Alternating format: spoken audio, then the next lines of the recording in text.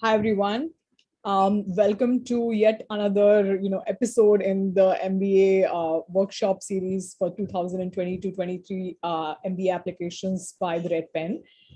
Today we are going to be talking about crafting a compelling letter of recommendation. So we're just going to give it a couple of minutes and let attendees trickle in, and then we're going to get started.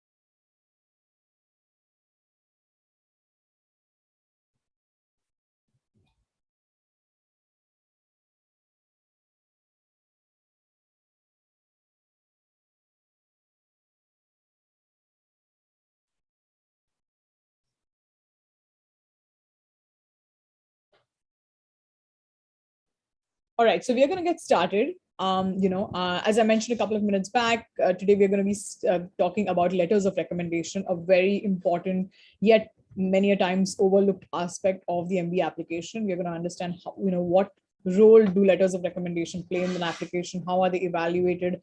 How do you craft a strategy for approaching your letters of recommendation, along with the other parts of the application? So I'm just going to spend a couple of initial slides as per the tradition, introducing the Red Pen for those of you who are joining us for the first time, and then I'm going to introduce our our lead consultant today from the Red Pen, who's going to take us through the webinar. And we'll take all the questions at the end, but I do encourage everyone to keep their questions coming. So if there's something I can answer during the webinar, I will try to. Otherwise, we're going to take questions at the end. All right, so moving on. So this is, an introduction of our team MBA. We are a global team of consultants with MBAs from all these, amazing schools which have been listed on the bottom right corner of the slide. Our applicants have received, 95% of our applicants have received, offers to their top 2 choice programs in the last application cycle alone, with $1.5 million USD $1.5 million worth of scholarships. Can we go on the previous slide? And one slide before? Yeah. These are some of the statistics from the last application cycle alone. Most of applicants apply with us to global top 25 programs, primarily in US, Europe, and Canada. That's the admissions team. We also have an admissions director, who a past admissions director on our team, and a current admissions director as well. Next slide. These are our final admits in 2020, 2021. As you can see, you can see almost every top 20 school, top 20, 25 school right up there. And moving on to the next slide, the results are pretty consistent in this application cycle as well, with very strong admits across M7 schools. All right. So I'm going to introduce, the speaker for today. Please welcome my colleague and a lead consultant at the Red Pen, Anju Goela. Anju has been with the Red Pen MBA admissions consulting team for the last 6 years, and she is, while she's definitely an expert across all MBA application components, she started off as a letter of recommendation specialist, and till this date, that is her strongest strength.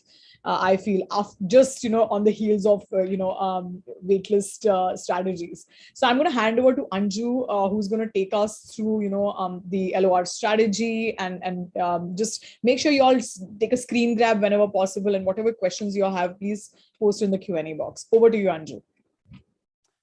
Thank you, Preeti. Hi everyone, and thank you for joining today's session. Like Preeti said, I know some of you are wondering, why are we having a webinar dedicated to letters of recommendation? We often hear candidates who think that this component is just a tick in the box. They ask someone to write the letter, ensure that it gets submitted, and they're happy that the application is complete. But remember, this can be a big mistake. You need to be far more invested in the recommendation process.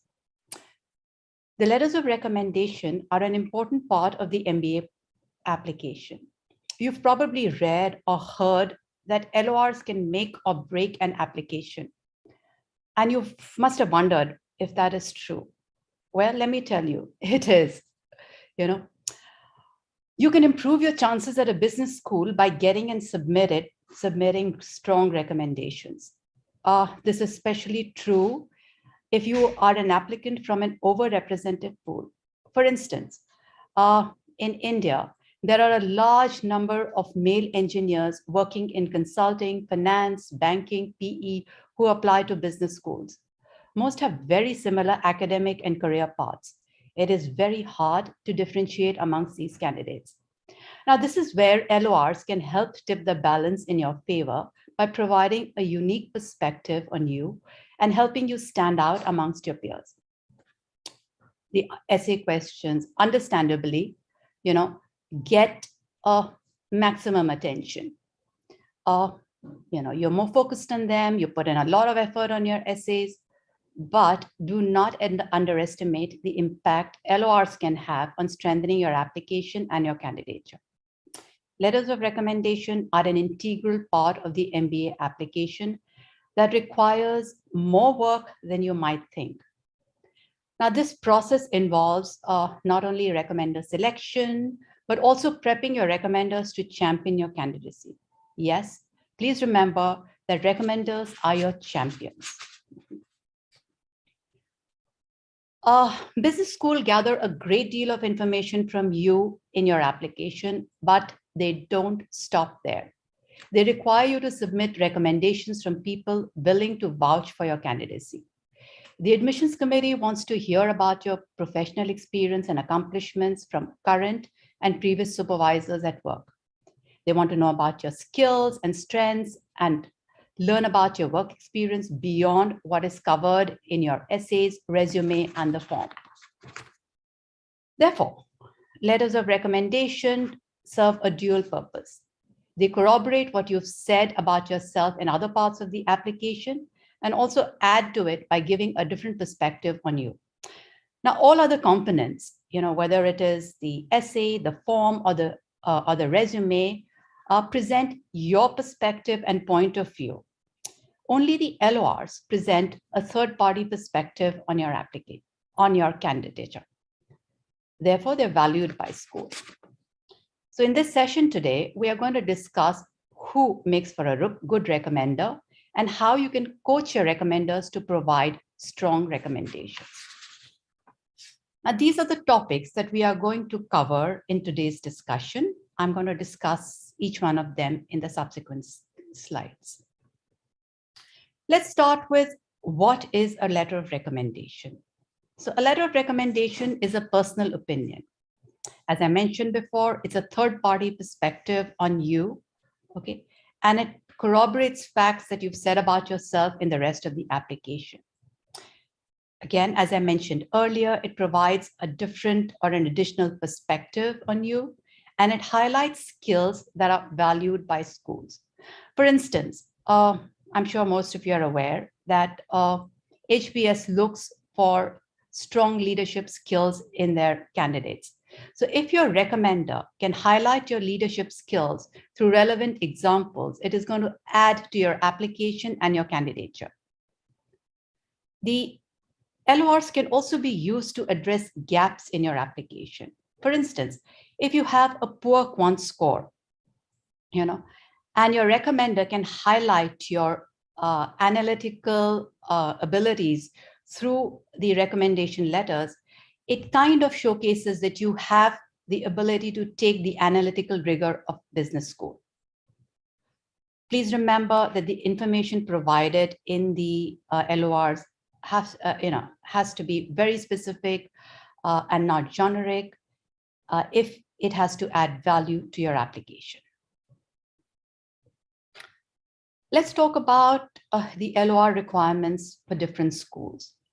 Mostly schools require 2 letters of recommendations, and these are professional recommendations. No, the regular MBA programs do not accept academic recommendations. Okay, only the 2+2 and deferred MBA programs accept academic recommendations. Now, all M7 schools except MIT Sloan and CBS require 2 letters of recommendations, along with other schools like NYU Stern, Berkeley Haas, Yale Sohm, and other schools mentioned there. There are programs like the MIT LGO, which require 3. ISA requires 1, but gives you the option to upload up to 3. Then there are other schools which only ask for 1. Some of them are mentioned here: Michigan Ross, Cambridge Judge, Texas McCombs, and others. Now, when a school asks for only 1 letter of recommendation, you cannot upload a second one. They're very clear that they only want 1, so stick to 1. There are other programs like Georgetown's McDonough, UVA Darden, Duke Fuqua, Cornell Johnson, which require 1, but give you the option to upload a second. Now, when this happens, we normally advise candidates to submit a second letter of recommendation, especially if it can provide an additional and a wider perspective on you. I mean, there are some schools like USC Marshall, which do not require any LORs. On the other hand, there are schools like Duke's Fuqua School of Business, which encourage an alum or a current student endorsement and even offer application waivers if you submit 1. 2+2 and deferred MBA programs mostly require 2 LORs. And in case you're a reapplicant, you are normally required to only submit 1 LOR. Please remember, requirements change year on year, so you need to be mindful of that and keep a lookout for what every, for what the guidance is for every cycle. So now let's talk about how we can strategize to create a winning LOR. So there are 3 things that I'm going to cover here: recommender selection, what are the various components of an LOR, and how to frame a winning LOR. The recommender selection is the first and most crucial step in the LOR process. Therefore, it is important to pick recommenders carefully. Now, there are certain criteria that we use for selecting your recommenders. Remember, your recommenders should know you well and should have worked very closely with you. They should think well of you and be able to give positive feedback on you. They should also be able to highlight your skills and strengths with relevant examples. Typically, the first recommender should be your current supervisor. The second recommender can be anyone from your current or previous organization.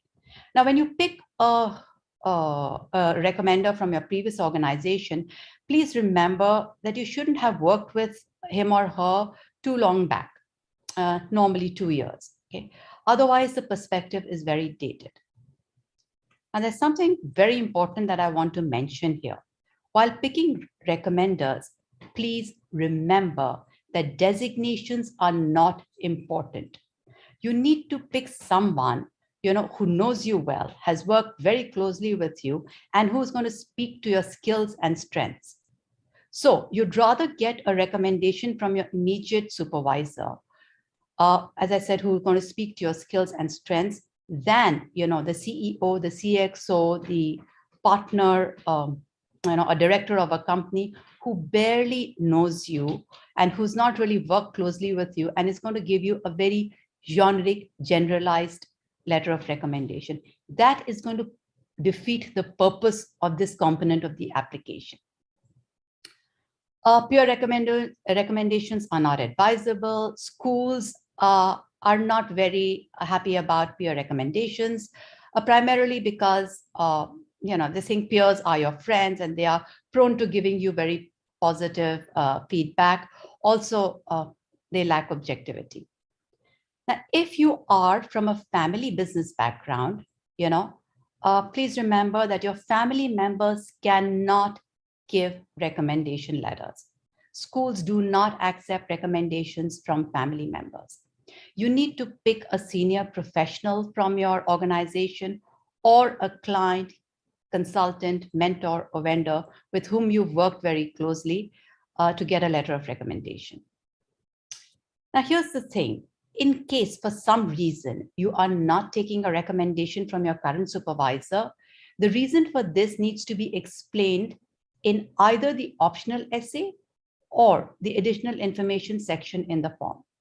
Sometimes what happens is, candidates do not want to tell their organization that they're applying to business school and could potentially be leaving, the following year. And they may be up for a promotion, a raise, or they may be slated to helm a prestigious project. And they might not get any of that if the organization knows that you could be leaving. Also, during the last 2 years during COVID, a lot of companies have been reorganizing and laying off people. And their thought process is that we'd rather lay off somebody who is, planning to leave anyways than somebody who is going to stay with us. So for those reasons, there are sometimes candidates do not want to take recommendation letters from current supervisors. And that is absolutely fine. Schools understand that because they are not guaranteeing you admission. But all you have to do is, again, explain this in the optional essay or the additional information section in the form. Now, after you've finalized your recommenders, you need to have a very detailed conversation with them. You need to share your goal statement with them so that they know what you're planning to do post MBA. Also, you need to discuss the projects and assignments that you've done with them, that you can plug into the letters of recommendation, and also, maybe skills and strengths that you employed during those projects, which can be highlighted by the recommender. A good thing to do would also be to, make a note of the impactful projects that you've done with a particular recommender, and highlighting, all that you have done, all that you've achieved, and the skills that you've employed during that project, and hand it over to the recommender to use as a reference document to write the actual recommendation. And this is absolutely acceptable because no supervisor is expected to know everything that each person that he supervises, does, and what the person has achieved over the years. Okay, so this just kind of serves as a reminder of what you've done and achieved. Let's now talk about the various components of the LOR. Now, there are two main components in the letter of recommendation. One is the rating grid, and two, the subjective questions. Now, in the rating grid, your recommender is asked to rate you on various competencies and character traits, which are broadly grouped under the following categories: achievement, influence, people, personal qualities, and cognitive abilities. We often have candidates coming to us and asking, is it okay if my recommender gives top ratings for every competency? Well, that's really not advisable. One, it'll show that your recommender really hasn't put thought into this process. Two, honestly, nobody is perfect. So you can't get, top ratings for all your competencies. What we normally advise candidates to tell their recommenders is, the traits and skills that they're highlighting in the LORs, they can give higher ratings for those. And areas of concern, areas of improvement, or weaknesses that have been highlighted in the LORs can be given, average or lower ratings. Subjective questions. Now, unlike a UG or a PG LOR, business schools have very specific prompts for their letters of recommendations, which they want recommenders to address. These are like essay questions. They have a very specific word count limit. Okay, most schools ask recommenders the following three things. They ask them to compare the candidate to his or her peers. They ask for a piece of constructive feedback given to the candidate by the recommender and the candidate's response to it. And they ask for any additional information, which is optional. Now, some schools also have additional questions. For instance, Kellogg has a question on inclusivity. NYU Stern has a question on EQ, the candidate's EQ. Berkeley Haas wants the recommender to demonstrate, the candidate's confidence with humility. INSEAD and LBS have other additional questions which focus on the candidate's leadership skills, teamwork, or what the candidate is going to be doing in the next 10 years. Please remember that all these questions have word count limits, and you must ask your recommender to adhere to those word counts. Since you are not writing these, you're not writing the recommendations, and it is a third-party document, you're really not going to be penalized if your recommender does not adhere to the word count limit. But since they are specifying a word count, it means that they want you to limit your material, to that word count. Now, what has happened in the last few years is that a host of schools have started following the GMAC format. Let's talk about the GMAC format and what it is. Now, the GMAC LOR format primarily aims to standardize the process and it reduce the effort by recommenders. What happens is typically candidates apply to 5 to 7 business schools, and they use the same recommenders to write the recommendation letters. All these recommenders are senior people, they're very busy people, and they may not have the bandwidth to write, separate letters for each of these schools. So a lot of schools have started adopting the GMAC format, which standardizes the process, and they have certain very specific questions which the recommender is supposed to answer, and that can be uploaded for all the schools which are part of this, which have adopted this format. But we always advise candidates to ask their recommenders to maybe tweak the letter to kind of speak to the ethos of the school if possible.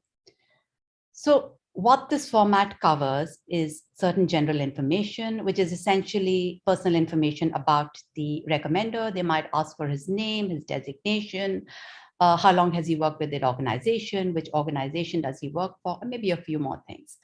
The leadership assessment grid is something that I've already discussed in the previous slide, and recommendation questions. Now, there are primarily 4 recommendation questions. One is the context of the recommender's relationship with you, which has a word count limit of 50. Comparison to peers, which can range from 300 to 500 words. Constructive feedback, which again ranges from 250 to 500 words, and an optional question. The optional question does not have a word limit, but the thumb rule is that it should not be more than 300 words. Now, I'm going to discuss each of these questions in detail in the subsequent slides. So let's look at the LOR framework. So how do we strategize to create a strong, impactful, LOR?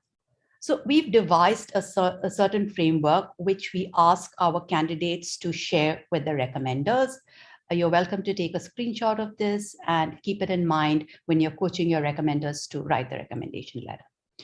So now there are some schools which don't ask for an introduction and do not ask for the context of the candidate's relationship to the recommender. In that case, the recommender can introduce himself or herself, mention their name, mention the organization they work for, and their designation, after which they should mention the context of their relationship with the candidate, which essentially covers 3 things. How long have they known the candidate? What is the nature of the relationship to the candidate? That is, are they the candidate's direct supervisor, indirect supervisor, client, consultant, mentor, whatever the relationship? And third, what was or is the frequency of their interaction with the candidate? They can also mention the candidate's role in the organization very briefly. Then we come to the crux of the recommendation letter, which is comparison to peers. Now, typically this is 500 words, and we recommend that you split this into 2 sections. Okay, standout features and highlighting your skills and strengths through relevant example. Now, since this has about a word count limit of 500, we give 100 words to your standout features, and the balance 400 words are used to quote examples which will highlight your skills and strengths. Now, when we talk about standout features, essentially what the recommender is supposed to do is talk about what is it that differentiates you from your peers. So what they can do is they can rate you vis-a-vis your peers. If you've got an out of turn raise or promotion, they can talk about that. If you've been picked from amongst your peers to helm a prestigious project, they can mention that. If you've got any awards or commendations, those can be mentioned here. Or if you've become a domain expert, a go-to person in a certain area of expertise, they can talk about that. See, these are the things that distinguish you from your peers, your standout features. So this is how we typically like to start this section. After this, we ask your recommender to highlight your skills and strengths through relevant examples. Like I said, and we maintain across the application, show, don't tell. So you need to not just mention the skills and strengths, you need to demonstrate them with your recommender, needs to demonstrate them through examples. So typically, because we have a 400 word count limit for this, we can give 2 examples of 200 words each. All right. Now the examples should have a certain structure where your recommender first talks about gives a little background about the project or assignment that you were involved with, your specific role in that project, and the resultant outcome due to your efforts and your contribution. You should try and quantify outcomes and achievements wherever possible for greater impact. Right? So that's the framework that we have for structuring examples. After the example is given, your recommender needs to highlight the skills and strengths that you've employed during the project to achieve the desired results. Right? The next section deals with your weakness. This is the constructive feedback section where your recommender is supposed to highlight a weakness of yours, talk about the kind of feedback that he or she gave you, how did you incorporate that feedback, overcome your weakness, and were able to achieve the desired or the team goal. Normally, schools only want to know, they only ask for one weakness. There are certain schools which ask you for multiple weaknesses. You don't necessarily have to. You just need to mention one weakness, at least one weakness. Also, please remember, there are times when recommenders tend to do this. They tend to mention whatever they've mentioned as a strength in the comparison to peers section as a weakness. Please avoid that, because you're going to be sabotaging your application if you do that. Now, the last section on additional information is an optional section. Okay. There are 3 things that we typically advise candidates to plug into this section. Please do not ask please ask your recommenders not to say things like, I strongly recommend this candidate for this particular program. Honestly, I mean, that's understood once they're recommending you. Also, this is a business school application. They want very specific, pointed, and focused information. Now, this is an opportunity to give, additional information on you, something beyond what is mentioned in the above sections. So I always ask candidates to tell their recommenders to use this section very prudently. So the first thing that you can mention, or your recommender can mention here, is something about any outstanding projects or assignments that you might have done within or outside the organization where you've created impact and showcased leadership.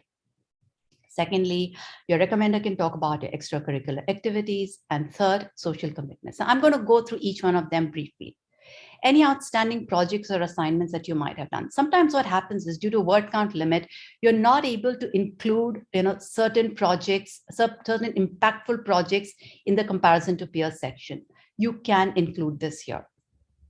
Otherwise, what also happens is that sometimes you might have worked with another vertical head or another function head, and your recommender can then talk about that and say, oh, I'm aware that X candidate has worked with my counterpart in the finance department, in the manufacturing department, whatever, and this is what he did, and this is what he achieved, and these are the skills that he employed. Typically, we like to use this section to highlight your leadership skills. Remember, leadership is a non-negotiable skill. All schools across the board look for leadership in their candidates. Now, the next thing that your recommender can talk about is your extracurricular activities. Now, the understanding is that your recommender is someone who really knows you well, and you share a good rapport with him or her. But again, it's not enough for him to say or her to say that, well, X student plays cricket or football, or, is a good singer, musician, dancer, or is into adventure sports. I mean, fine. A lot of people do that. So what? What we need to do is two things here. We need to talk about the value that that particular activity has inculcated in you, which you brought to the workplace. Two, if you've used that activity for the benefit of the organization. Let me explain what I mean. Suppose you play football. Now, football is a team sport. And no matter how good you are, you're never going to win a match unless and until the entire team performs. Okay. Therefore, you need to understand the individual skills and strength of each member of your team, because everybody is playing at a different position and they come with very specific skills and strengths. And you need to leverage those to win a match. So your recommender can say, I know that X candidate or X, person has been playing football for the last 10 years. I'm aware of this. You may even be representing the company, in intercorporate sports and stuff like that. So I'm aware that, he plays this, he's been doing this for the last 10 years, and he understands the importance of teamwork. And he's brought that to the workplace. He understands that he needs to leverage the skills and strengths of every member of his team to accomplish a project well. Similarly, if you're into any of the fine art activities, you know that these require long years of hard work, dedication, perseverance. And your recommender can say that, he sees these traits in you. I'm not saying that you can't have those traits if you're not doing those activities, but those activities reinforce these traits in you. So, I see him, demonstrating them at the workplace. Another thing that fine arts teaches you is to be a lifelong learner. Remember, no matter how good you are, even if you are, I always say this, even if you are Mozart or Picasso, we call them maestros, but they never call themselves maestros. They always said, we are lifelong students of music, art, singing, dancing, whatever it is that they did. So what fine arts teaches you is to be a constant learner, and schools really value that, your ability to be open to learning. Okay, and constantly upskilling and upgrading yourself. Similarly, if you are into adventure sports, it's something that teaches you to push your boundaries, challenge yourself. And your recommender can talk about how you're somebody who practices that at the workplace, who's somebody who you are somebody who constantly pushes himself, challenges himself. The other thing that you can do with your extracurricular activities, as I said, is use it for the organization. I have worked with candidates who organize interdepartment football matches, cricket matches, who organize treks for their colleagues and subordinates. Now, what these activities do is provide a platform for colleagues and teams to meet, to get to know each other, to bond. And, this promotes a sense of camaraderie. Once you know each other, and you are better bonded, it translates to a better work environment. Social commitments. again, since your recommender is not directly involved in this activity, sometimes, of course, they may mentor you, but if they're not involved in these activities, you need to have a discussion with them, not just about what you're doing, but the impact that you're creating through your work. Okay. Remember, any example or story that you plug in any part of the application, and I'm sure my colleague, Natasha mentioned this in her webinar on essays last week, you need to focus on the impact that you create through your contribution and the skills that you've employed to achieve the desired results. So please do that here as well. Right, so, there are certain questions that you need to reflect and brainstorm on while you're strategizing for your LORs with your recommender. Leadership. Like I mentioned before, leadership is a non-negotiable trait, and you need to be able to highlight it in your application in some form or the other. So when it comes to leadership, you need to think about whether you've led a team successfully to achieve, the team goal. I often get this question, where candidates say, but we've never led a team. So how are we going to show our leadership skills? Please remember, leadership is not just about leading teams. And I understand that, you've only worked for 3 years, 4 years, and there are certain industries where you don't really get to lead teams at that age and stage in your career. So you need to think beyond just leading teams. You need to think of whether you've mentored somebody. Have you empowered somebody to be able to achieve their desired goals? Have you taken complete ownership, end-to-end ownership of a project, and executed it independently, delivered the desired results? All these things can be used to showcase leadership. Values. Again, my colleague Natasha spoke about this last week, and if you haven't attended that webinar, please do. She went into great detail on how you can think about the values that you want to project. So what are the values? You need to really think about the values that define you. What is it that drives you, makes you the person, the individual, the professional that you are? Is it dynamism? Is it independent thought or action? Is it zeal? What is it that defines you? Differentiators. I spoke earlier about how important it is to differentiate yourself from other applicants in your pool. So can you need to think of whether you can demonstrate your uniqueness through extracurriculars, through community service, through influencing impact in some way or the other. Strength, we've already spoken about this before, but again, Natasha spoke about this earlier, and business schools really want to know what is it that you're going to bring to table at the business school. What are your key strengths and skills? So think about this very carefully and deeply. Some pointers or some guidance, you can think about, do you have certain expertise in a certain domain? Are you someone who takes initiative? Do you have global exposure? Are you a team player? Do you have strong analytical skills? And, of course, anything else specific to, your own profession and what you're doing. Weaknesses and failure, we already discussed this in the previous slide, so I'm not going to go into details here. Right. So besides the questions that we discussed earlier, sometimes schools frame their questions a little differently, like Wharton does. But honestly, you have to think along the same lines that we've discussed, to answer those questions. And then there are other schools, besides Kellogg and NYU Stern and Haas that I mentioned, who have certain extra questions.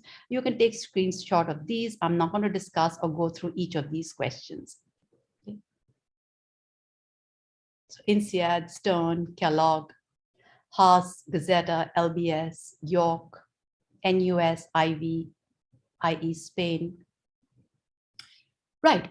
So what are the ingredients of writing an effective LOR? Now, we've already discussed most of these elements before, so I'm not going to repeat. I'm not going to go through the entire list, but I'm just going to pick a few elements that we've not discussed before and just highlight those. Okay. Remember that your LOR has to be crisp, concise, pointed, and focused. Okay? Only, as I said, please adhere to word count. Also remember, you should try and highlight multiple strengths with each example. As I explained, you'll only be able to give a maximum of 2 examples. So try and highlight 2 or 3 skills per example so that we are able to highlight 3 to 5 skills. The idea of an LOR is to provide as wide a perspective on you as possible and present the best version of you to the school. And we cannot do that if you're going to use each example to highlight 1 skill. Show, don't tell. I've already mentioned that. Please avoid hyperbole. This is a business school application, and there is no place for hyperbole here. Another important thing. The examples that your recommender quotes and the stories that he plugs in or she plugs in, especially related to community service, should be genuine. Please do not ask them to make up any stories. If you do not have anything in this area, you can leave it out. It's all right. Everybody doesn't have to have done everything. You may not have done social service, you may have done other things, and that's fine. Schools are not going to penalize you for it. Also remember, the LOR is a third-party document. So schools are not going to penalize if your recommender's English is not very good or their writing abilities are not very strong. Often candidates come and tell me that, my recommender, my supervisor is excellent at his job, but he's not a very good writer. And I tell them, look, in the LOR, the focus is on the content, not on the language, grammar, or the syntax. Schools are not going to penalize you because your recommender cannot, write very well in English. And they get applications from across the world. I mean, how do you think a Chinese recommender or a Brazilian recommender is writing? I'm sure, they're not very fluent in, English. I always advise candidates also to use certain keywords in their recommendation letters, okay? And these are keywords that you should try and share with your recommenders, because this is, again, a business school recommendation. So this is a word cloud. Typically schools, there are certain skills and strengths that schools look for in a candidate. Things like initiative, leadership, teamwork, collaboration, analytical skills, communication skills, problem-solving skills, ability to take on challenges, global perspective, EQ, IQ, ability to go above and beyond.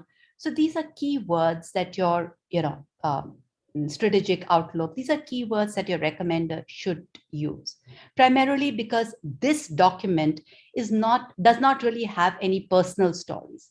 These are all professional stories, and all these words relate to the professional arena. Right, I'm quickly now going to go through certain general guidelines that your recommender should follow. Now, in case the word limit is not specified for LORs, your recommenders should not exceed 2 pages. Please remember, the AdCom doesn't have time to go through 5 pages of, a recommendation letter. I mean, they every component of the application has to be very focused, precise, and direct, including the LORs. Your recommender can use either American or British spellings, and that's perfectly fine. Also remember that if you're applying across geographies, your recommender does not have to keep converting the figures that he puts in the recommendations into various currencies. Keep it to USD. USD is the universally accepted norm. LOR submission. Now, this is very important, and I'm going to spend a minute on this. Now, please make sure that your LORs are submitted before or on the date of the deadline. Remember that, when you open, you have to open an account with each school that you're applying to, and then you need to go into the recommendation section and fill out the details of the recommender and put in his email ID. Now, the moment you do that, within 5 minutes, your recommender is going to get a link in his inbox. He or she can fill out the recommendation and submit it, even if you've not submitted your application. Nothing will happen. The recommendation is just going to sit in the inbox of the school. Sorry. But vice versa, if you submit your application and your recommendations are not submitted, your application will be deemed incomplete and not considered. Sorry. Your entire time, effort, and energy will be wasted. So please make sure that your recommendations are submitted before or on the date of the deadline. Now, there are certain schools which give you a certain leeway. For instance, INSEAD. INSEAD says that, they give you a 48-hour window after the deadline to submit the recommendations. I strongly advise you against taking this leeway. Okay, I'll tell you why. Bizarre things happen. Last year, we had a candidate whose recommender said, right, go ahead, submit the application. We have 48 hours. I will submit the recommendation. Now, next day, he fell sick. He was diagnosed with COVID and was unable to submit the recommendation. Now, there are two problems here. One, when you've submitted your application, you cannot change the name of your recommender. Till the time you've not submitted the application, you can go and edit that section and change your recommenders, but now you cannot. Then you have to keep going back and forth with the school, requesting them to allow you to change your recommender. I'm not saying that schools don't allow that, but it's a very, very stressful and painful process. And then they'll probably give you a 24-hour window to submit, another recommendation. You have to scramble, you have to find a new recommender, scramble together something and, put in a recommendation. And when you have to do this within 24 hours or for all practical reasons, 12 hours, you're going to end up doing a shoddy job, and the recommendation is not going to serve the purpose that it's supposed to. So I always advise candidates, please make sure that your entire application is submitted at one point. Another thing, please ensure that all facts, figures, achievements mentioned in the recommendation letters are consistent with the rest of your application. This is why it is very important that you have that discussion with your recommender, right? If there are any discrepancies, schools are going to go by what your recommenders are saying because they are your seniors, they are your supervisors, right? And it will seem that you falsified information and it'll go against your candidature. It won't reflect well on you. So please make sure that everything that you're mentioning in your essays, in your forms, in your resume, in specific, is consistent with what your recommenders are mentioning in the LORs. Another thing, you need to submit official email IDs of your recommenders. Again, if for some reason this is not possible, this has to be explained in the optional essay and the additional information section in the form. What happens is there are certain companies which do not allow their officials to use their email ID for anything outside of official purposes. Otherwise, sometimes what happens, especially in case of your previous, a recommender from your previous job, he or she might have left that particular job. They may be on a break, they may not be working, and you might have to, provide their personal email ID. It is fine. Schools understand all of that, so long as you have a logical, legitimate explanation for it. Right. The last thing that I want to say is always, always, always waive your right to view the recommendation.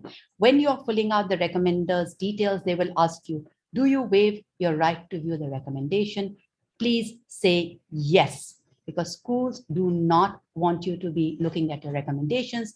They want these to be completely and absolutely objective. So that brings us to the end of this presentation, and now we can take questions. Preeti is going to come on and moderate this. Well, thank you so much, Anju. I think, as usual, I think I learn so much from you every time, you are either talking about letters of recommendation, waitlist strategies, or, other aspects of how to build leadership capabilities, because leadership is one thing I remember, you talking about during our initial conversations when I was, new at the Red Pen.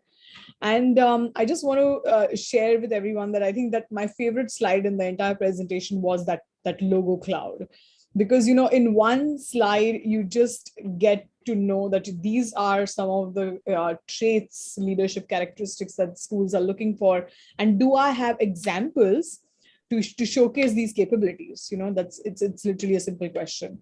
I do want to also say that while this was just a 30-40 minute kind of a presentation that Anju has given to us internally, to all the internal consultants, she has given a much longer presentation. So I know that there is a lot that goes within in a letter of recommendation from a strategy perspective and from an execution perspective.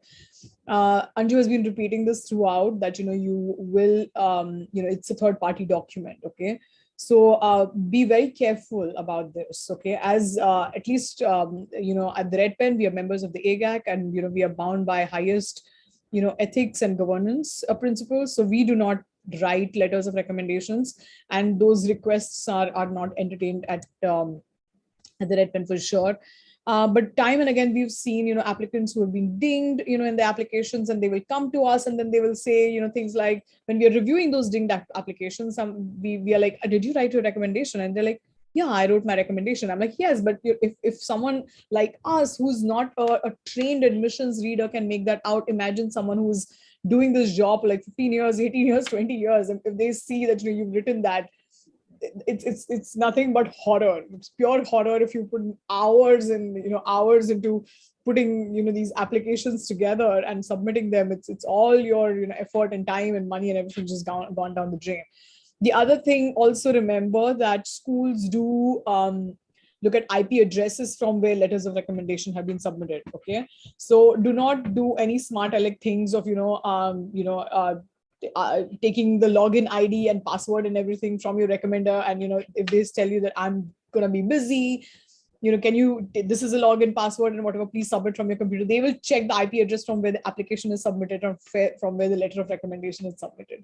So do not dig your own grave. Okay. Thank you, Preeti, for mentioning those two things. I should have actually included them in the slides. No. I listen. I think I know you have a lot. Just so that because everyone here over here has not of course worked with Anju, but her first call with an applicant of for letters of recommendation goes on for 1.5 hours. Okay, so it is, and this is a generic call. This is even before anyone has written a letter of recommendation. So you can imagine the level of depth which is needed, even when you're not writing your own letter of recommendation. And I think we have to be cognizant that it has to be that two-way dialogue between you and your recommender. Okay. All right. So we're going to take questions.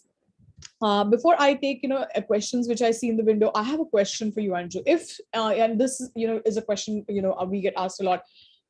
If someone is a startup founder, right?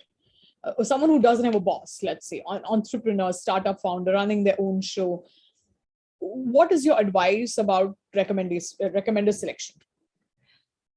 This is a case where I normally advise candidates to get a recommendation from their mentors, because most people who have startups have mentors. So these are people who have known them over a period of time, known what they've done, not just or not just what they're doing currently, but what they've done in the past, and they have an overview on the candidate, and they can give them recommendations. Otherwise, as I said, you can have clients or consultants on your team who can give you recommendations. But please remember, your co-founders cannot give you recommendations because they are seen as your peers and at the same level as you. Your recommender essentially has to be somebody who is a little senior to you. Interesting. I literally opened the window of questions, and the second question is, I am a co-founder at a startup. Should my co-founder be my first recommender since it reflects current work, or should I have my previous supervisor from my previous employer as the first choice?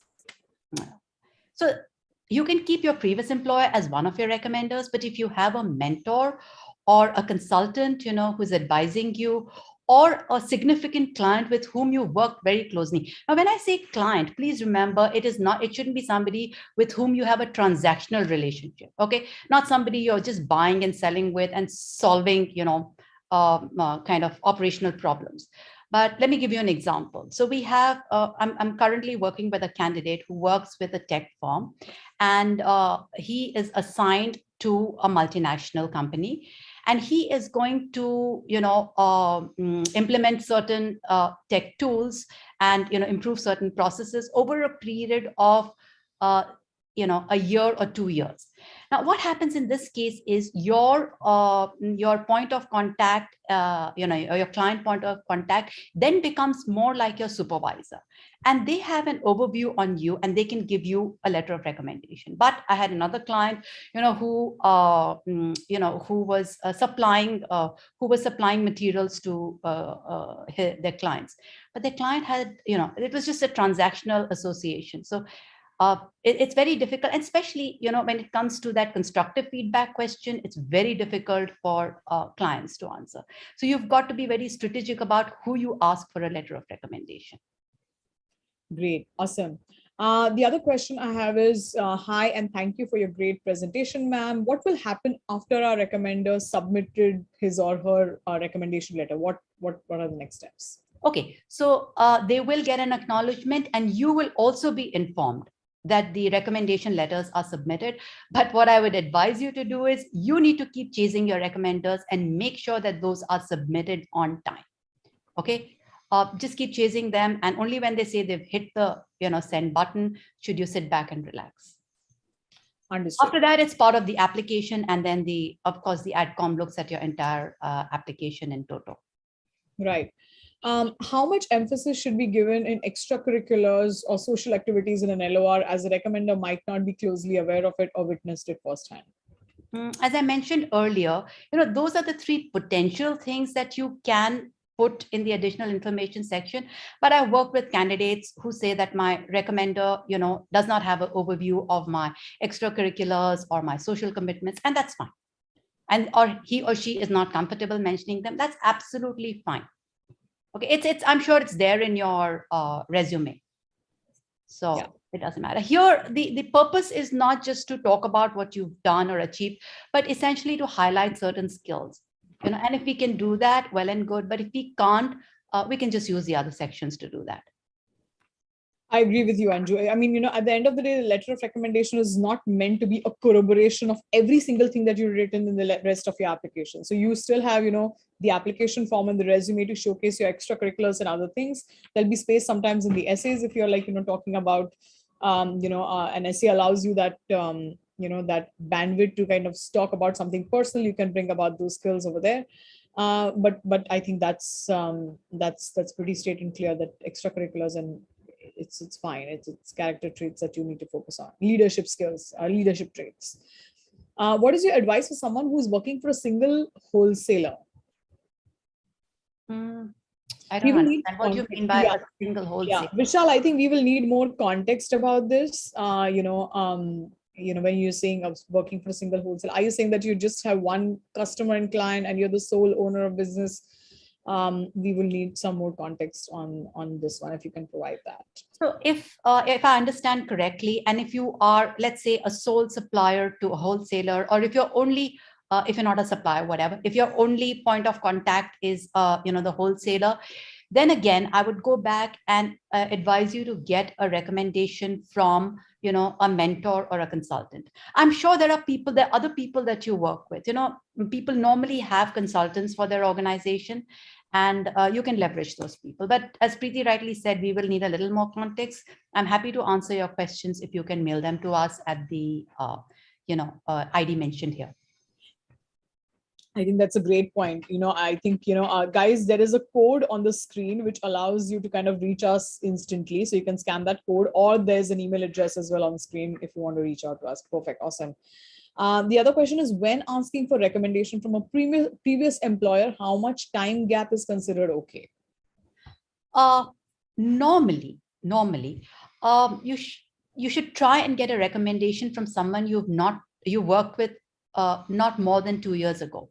See, typically what happens is when when candidates are applying, they have about 3 to 4 or maybe 5 years of work experience. I mean, there are candidates who have more, but largely people have 3 to 5 years of work experience. So if you ask someone to give you a recommendation who knew you just at the outset of your career, I mean, you were probably a 22-year-old something who was assigned to do operational tasks. There's not much that his perspective is dated. There's not much that he can say about you. You've really grown, evolved, and, since then, and, today, and maybe in the last 1 year or the last 1.5 years, you've taken on a lot more responsibilities, maybe a leadership role, and it's easier to bring out your skills, strengths, and traits, in the last 2 years than it is, when you really first started out.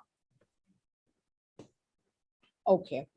Can we use someone from a community club as a recommender if you have held a position in the club? Okay, now I'm going to circle back to that point about designations. Now, just holding a position or a senior position at a certain community club is not enough. I mean, that's fine. But even if you haven't, if you've done some very impactful work for that club, and, your senior or superior can, speak to your work and, highlight certain traits and skills, then it makes sense to take it from them. I've worked with candidates, I mean, there are a lot of candidates these days who, for instance, advise government on policy. Okay. And they're doing a lot of impactful work outside their regular job. Go ahead. I tell them, go ahead. Fair enough. You're doing some very impactful work. Take it from, the bureaucrat there or the minister there. Okay. And again, not because of the designation, but because of the work that you've done. Similarly, if you work for an NGO, you've helped strategize for them. You've helped them take them from level A to level B. You've created impact either for the NGO or for the demographic that they serve. And, really made a difference to the lives of, the people that they are catering to. Yes, definitely go ahead, take a recommendation from them. But taking a recommendation only because you hold a certain position or designation is not advisable because you may not have enough material to plug in there. Understood. There's a question about military, and I think I think it brings a smile on my face because, Anju, comes from an army background, and, whenever we have, clients coming to us from army backgrounds, her insights are invaluable about, how the Indian military or, around the world, how it functions and, how you can set yourself apart as an applicant. So the question is also true for those in military. They are not allowed to reveal their organizational charts. Is it okay if we haven't had any recommendation from military years, if you don't have a recommender from those years? No, I'm sorry, I didn't understand. No, they're saying that in military, they are not allowed to reveal their organizational chart. So if you don't have a recommender from the time that you were in military, is it okay? Look, if you spent a significant part of your life in the military, then you should take a recommendation from there. We've worked with military clients, all right? Now, what happens is, let's say you worked for 7 years, 8 years, or 10 years in the Army, Air Force, or Navy, and then you took premature retirement, or you were on short service commission, and then you've moved on to do a corporate job, and you've only worked in your corporate job for 2 years.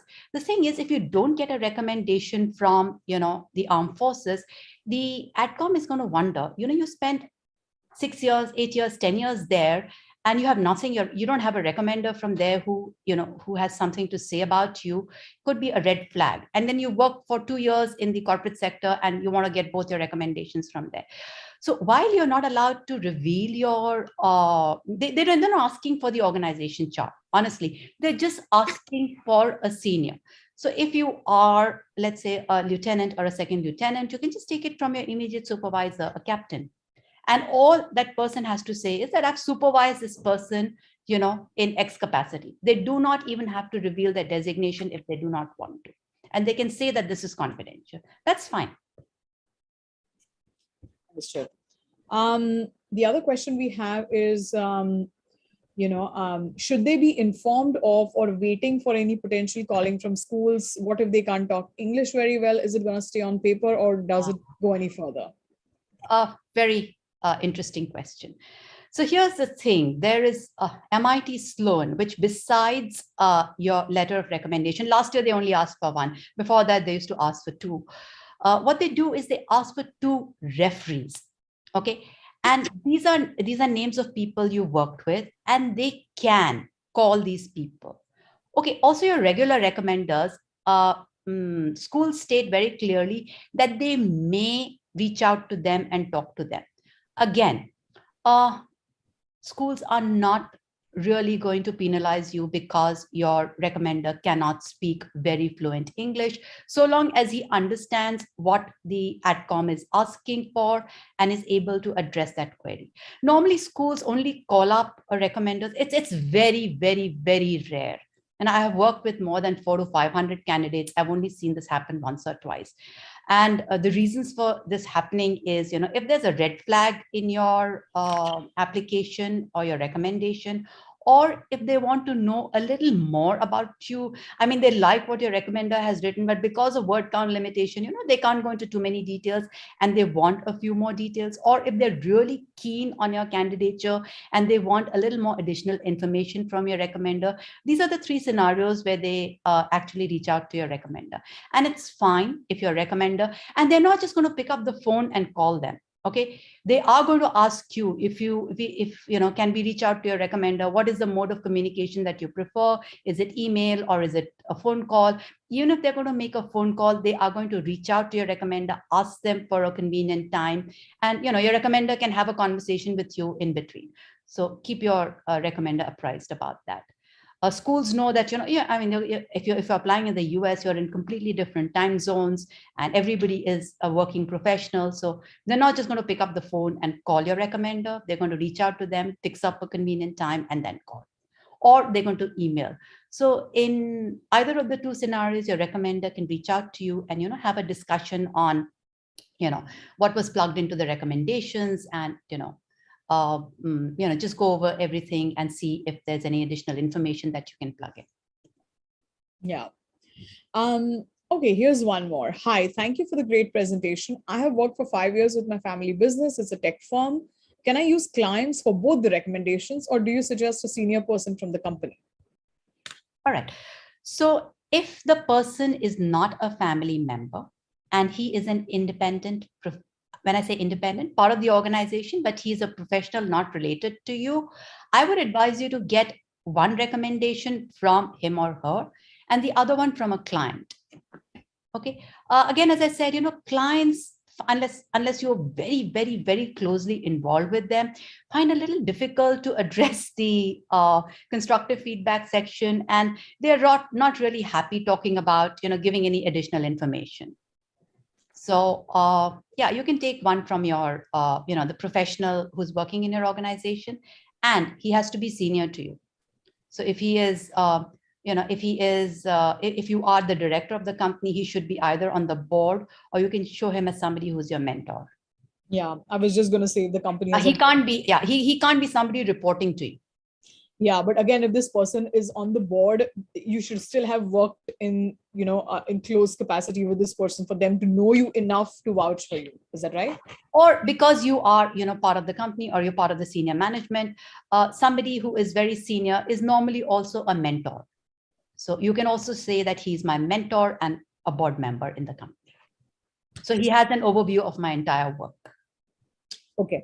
My previous master's CGPA in public policy was not very congenial. Is that a major concern? I have 2 years of experience in performing well in a policy consulting firm. What should I focus on while applying and writing for LORs? So Indranuj, we will need some more context, and I would need to look at your profile because the question does not make sense. If you can share, your resume with us, and then, I would like to talk to you. I think me and Anju can talk to you and try to understand this question a little better. Yeah, because this, your application is not just hinged on your LOR. There are, all the other components that need to be considered. So this needs a deeper discussion. All right. We're going to take the last two questions now.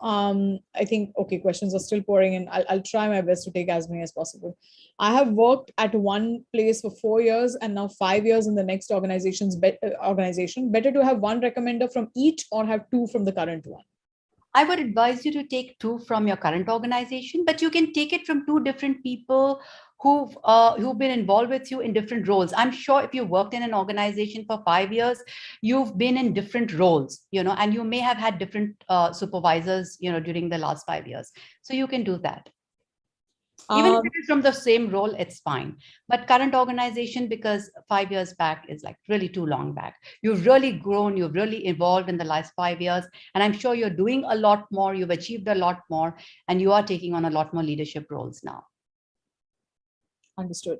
Ma'am, I didn't understand your point when you advised us about waiving the right. What purpose does it serve? So I knew there would be someone asking this question. Waiving the right basically means that, you are waiving your right to have access to the letter of recommendation. So it will, like, they are asking you that, do you want to have, the right to see your LOR or no? And usually we say you waive the right, which means that, it's okay for you to not see your LOR. So that there's an appearance of governance and no sort of ethical issues that you have had access to the LOR or you want access to what your recommender is trying to say about you. See, this is supposed to be an independent document. Okay, so you're actually not supposed to see what your recommender submits. Okay, you can have a discussion, you can decide on, what, your recommender should plug in, but what he actually writes is something that you should not see. Okay, now the last question: for work experience more than 8 years in different sectors and functions, is it okay to get recommendations from people from a sector where you worked before 2 years? Because in the webinar, it was mentioned that last 2 years should be taken as time frame. Now, you worked for 8 years, so you have, substantial amount of work experience. So taking it from someone you worked with 3 years back or 3.5 years back is fine. Awesome. Because you are probably doing, impactful work, and you were in a leadership position, because this is probably 3 or 4 or 5 years after you started working. Yeah. But I think, we are at the end of the webinar. We have one more question popping in. Okay. Hi, Anju. Since you mentioned briefly about the school reaching over a call with recommenders, I have a question around it. How frequent do schools reach out? Is it more common process, or they reach out only on account of, of any clarification required? It's the latter, only if they require clarification. I think I mentioned that earlier. There are only 2 or 3 scenarios when they reach out to the recommender. It's very rare. Like I said, I worked with 400 to 500 candidates, and I've only seen this happening in 1 or 2 cases. Either if there's a red flag in your application or your recommendations, or if there is something that they want a clarification or if they're really keen on your candidature and they want additional information above that, that is provided in your recommendation letters. Yeah. I think that's great. So I think we are at the end, and Anju, thank you so much. I know that, given how we work, I know we can talk about this for hours and hours, and we have so many examples. And like Anju said, she's worked with hundreds of applicants in the last 6 years, right? Applicants who got into Harvard and Stanford, to applicants, across all other schools, ISB and schools across Europe and US. She's really the expert. If you need, any questions which are specific to your context, I do encourage you to reach out to us at the email which is on the screen, and we'll be happy to, address your questions on a one-on-one basis. Thank you so much, and have a wonderful weekend. Also, the webinar series continues. Don't forget to join us next week at the same time on Saturday.